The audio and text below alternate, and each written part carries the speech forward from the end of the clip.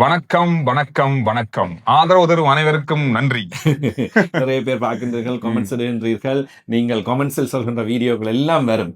Match season, match நடக்க நாங்கள் மேட்சை பற்றி தான் கதைக்கணும், அதான் முக்கியம். இன்று ஒரு முக்கியமான நாள். 4வது நாள்ல போட்டி முடிவுக்கு வருது. ஆரம்பத்திலேயே நான் அடிச்சு சொல்லிட்டேன் யார் வெல்வாங்க, அதுதான் முக்கியமான விஷயம். இல்ல நிகழ்ச்சி இப்ப நாங்கள் காலையிலேயே தாரம் தான் நீங்க சுவாரஸ்யமா கமெண்ட்ஸ்ல போட்டு பண்ணுங்க. அதுக்கு முதல்ல எப்படி நடக்க போகுது, என்ன நடக்கும் அப்படின்றத நீங்க கருத்துக்களை சொல்லி. நான் நினைக்கிறேன் இங்கிலாந்து வெல்வான்னு சொல்லி. நான் இந்தியா பக்கமாகத்தான் என்றால் வெளிநாட்டு ஆடுகளங்கள்ல 4வது இன்னிங்ஸ் என்று வந்து விட்டால் இங்கிலாந்து, ஆஸ்திரேலியா, தென்னாப்பிரிக்காவை கூட நாங்கள் எடுத்துக்கொள்ளலாம். 4வது இன்னிங்ஸ்ல பெரிய ஓட்டத்தை துரத்தி அடிக்கிறதுன்றது சாத்திய குறை. இது பெரிய ஓட்டம் நினைக்கிறீங்களா நீங்க? பெரிய ஓட்டம். டெஸ்ட் போட்டிகளில் 300 ஓட்டங்களுக்கு மேற்பட்ட வெற்றி இலக்கு என்பது ஈவன் இந்தியா இலங்கை ஆடுகளங்களில் கூட 4வது இன்னிங்ஸில் 300 ஓட்டங்களை துரத்தி அடிப்பது சாத்தியக்கூறு இல்லாத. எங்களோட காலி மைதானத்துல கூட 300 ஓட்டங்களை துரத்தி அடிக்கிறதுன்றது பெரிய சிக்கலான விஷயம். அப்படி இருக்கும்போது வீரர்கள் விளையாடி களைச்சு போயிருப்பார்கள். 4வது 5வது நாட்கள் வரும்போது ஓட்டங்கள் குறைவடைவது குறைந்து விடும். அப்படி பார்க்கும்போது இது 4வது நாள் இன்றைய நாள் இங்கிலாந்து மற்றும் இன்னும் ஒரு நாள் வெளியே இருக்குது. அப்ப வெளியே எப்படியாக இருந்தாலும் சந்திர இன்றைய தினத்தை தாண்டி நீங்கள் சொன்னது போன்று இங்கிலாந்து வெற்றி பெறமாக இருந்தால் இன்றைய தினத்துக்குள் வெற்றி பெற வேண்டும். வெற்றி பெறலாம். 300 ஓட்டங்களை அண்மித்த ஓட்டங்கள் தேவையாக இருக்கின்றது. எனவே வெற்றி பெறலாம். நாளைய நாளுக்கு போகுமா என்பது உண்மையில் சந்தேகம். இனி மழை ஏதாவது விளையாட்டு காட்டினால் நாளைக்கு வரையும் போகக்கூடிய வாய்ப்புகள் இருக்கின்றது. ஆனால் இன்றைய தினம் இந்திய அணி விக்கெட்டுகளை கைப்பற்றுவதற்கான வாய்ப்புகளும் அதிகமாக தென்படுகின்றன. இப்ப நம்ம ஜடேஜா இருக்காரு. ஜடேஜா இந்த இன்னிங்ஸ்ல 10 இந்த போட்டி தொடர்ல 10 இன்னிங்ஸ் விளையாடி இருக்காரு. 516 ஓட்டங்களை பெற்றிருக்காரு. இதுல மிக முக்கியமான 2வது, அதாவது அவர் துடுப்படுத்த ஆடிய அத்தனை போட்டி, அதாவது அந்த இன்னிங்ஸ்லயும் 50 ஓட்டங்களை தாண்டிக்காரு. 5 இன்னிங்ஸ்ல. அதுல முக்கியமா 2வது இன்னிங்ஸ்ல 50 ஓட்டங்களை தாண்டி இருக்காரு. அதுல ஒரு சதம். அப்ப 516 ஓட்டங்களை இந்த தொடர் முழுவதும் பெறுவது, 6வது இலக்கம் 7வது இலக்கத்தில் துடுப்படுத்த ஆட பெறுவது என்பது அணிக்கு மிகப்பெரிய அளவு முக்கியமான விஷயம். உண்மையில் இந்த போட்டி தொடரில் இந்திய அணி சார்பாக மேன் ஆஃப் தி சீரிஸ் கொடுக்கிறதா இருந்தா நான் ஜடேஜாவை கண்ணை மூடிக்கொண்டு கொடுப்பேன். கண்டிப்பா காப்பாற்றி இருக்கிறார், அணியை தூக்கி நிறுத்தி இருக்கிறார். ஆனா சுமங்கில் 754 ஓட்டங்களை இந்த இன்னிங்ஸ்ல பெற்றாலும் அவரு கொஞ்சம் கொஞ்சமா சில இடங்கள்ல தன் பேரை கெடுத்து கொண்டாரு.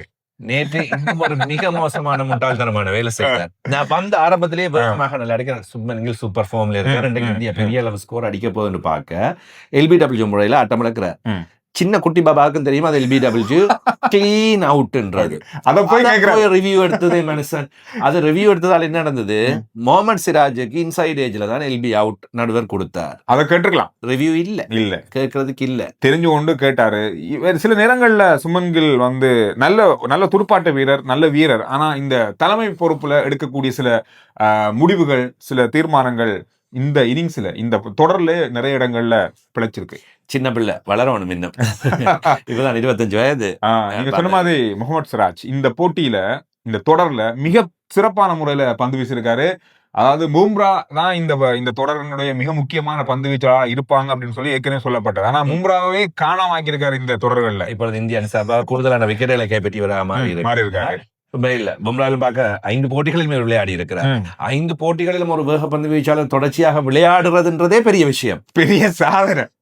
இப்படி ஒருத்தர் இருக்காரு அப்படின்ற மாதிரி தெரியுது. 5 போட்டியிலையும் 10 இன்னிங்ஸ் யோசிச்சு பாருங்க. எல்லாத்துலயும் பந்து வீசிருக்காரு. நான் நினைக்கிறேன் 150க்கு மேற்பட்டவர்களையும் வீசி இருக்கிறார். விளையாட்டான விஷயம் இல்லை. இதை கழிச்சு கொண்டு கேட்க நேற்றைய தினம் இன்னும் ஒரு முக்கியமான விஷயம். இந்த இரவு காப்பாளர்னு சொல்லுவாங்க, நைட் வாட்ச்மேன் அவர் தானே அனுப்பி விட்டாங்க. அந்த மனுஷன் 67 அடிச்சுட்டு போயிட்டு.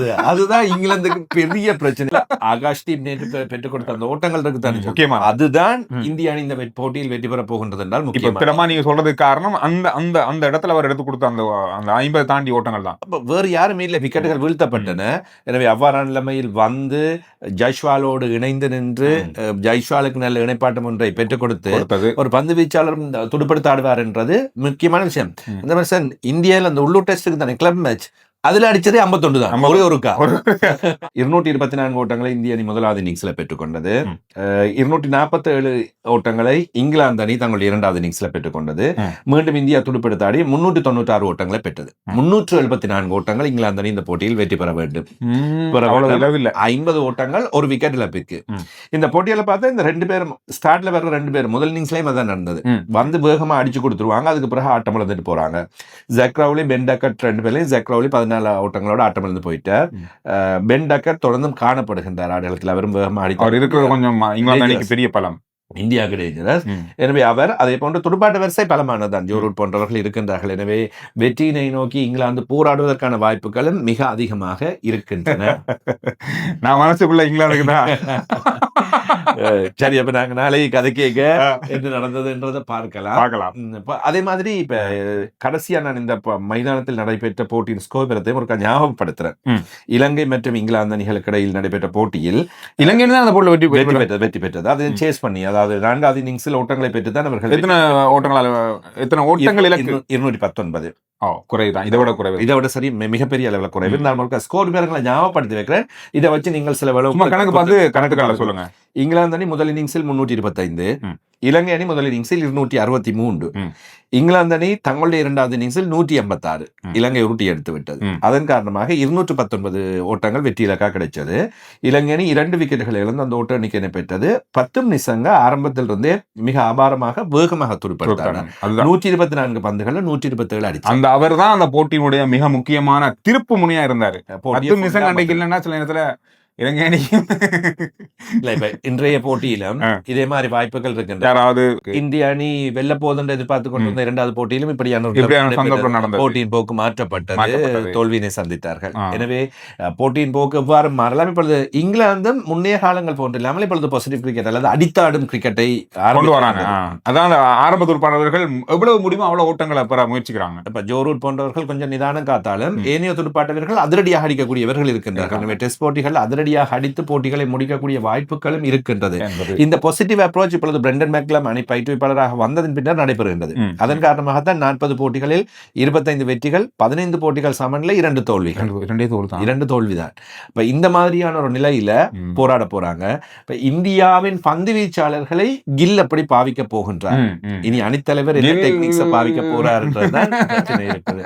இப்ப இந்த தொடர் முழுவதுமாகவே கில்லின் பந்து வீச்சு மாற்றங்கள் தொடர்பில் நான் விமர்சனம் செய்து வருகின்றேன். தொடர்ந்து சரியாக அவர் இருக்கிறதா தான் நான் இங்கிலாந்து வெல்லுன்னு சொன்னேன். இப்ப சில சிக்கல்கள் பிரச்சனைகள் இருந்து கொண்டு இருக்குது. எனவே இந்திய அணி ரசிகர்கள் கோவிப்பாங்க, சும்மா சொன்னேன். பொதுவா பிழைன்னா பிழைதான், யார் பிழை விட்டாலும் நாங்க சொல்லுவோம். அவர் எடுக்கிற முடிவுகள் சரியா அமையல கடந்த நாட்கள்ல. இந்த தொடர்கள் சில பிழையான முடிவுகள், சில பிழையான விஷயங்கள் காரணமாக போட்டியின் போக்குகள் மாறும். ஒரு பிழை காணும், ஒரு பிடி நழுவ விடப்பட்டால் காணும் போட்டியின் போக்கு மாறி போய்விடும், ஒரு முற்றுமுழுதாக முடிஞ்சிடும். என்ன பொறுத்தவரையில் இன்றைய தினம் 4வது நாளின் ஆரம்ப பகுதி கொஞ்சம் முக்கியமானது. பொதுவாக ஆரம்ப பகுதியில் விக்கெட்டுகள் தகர்த்தப்பட்டால் இந்திய அணிக்கு வாய்ப்பும், ஓட்டங்கள் பெறப்பட்டால் இங்கிலாந்து அணிக்கான வாய்ப்பும் மாறுவதற்கான வாய்ப்பு இருக்கு. எது எப்படி இருந்தாலும் இந்த போட்டி, இந்த இன்னிங்ஸ் முடிஞ்சது பிறகு நாங்க இரவு நேரத்தில் சந்திக்கலாம் அப்படின்னு நினைக்கிறோம். போட்டி வெள்ளனவை முடிஞ்சதுண்டா போட்டி முடிஞ்சதுமே பேசிடுவோம், இல்ல முடியலன்னா நாளைக்கு பேசுவோம். அடுத்த வீடியோ நாங்க உங்களை சந்திக்கிறோம். சப்ஸ்கிரைப் பண்ணுங்க. இந்த போட்டி பற்றிய முழுமையான விஷயங்களை நாங்க எங்களால முடிஞ்ச அளவு தந்திருக்கோம்.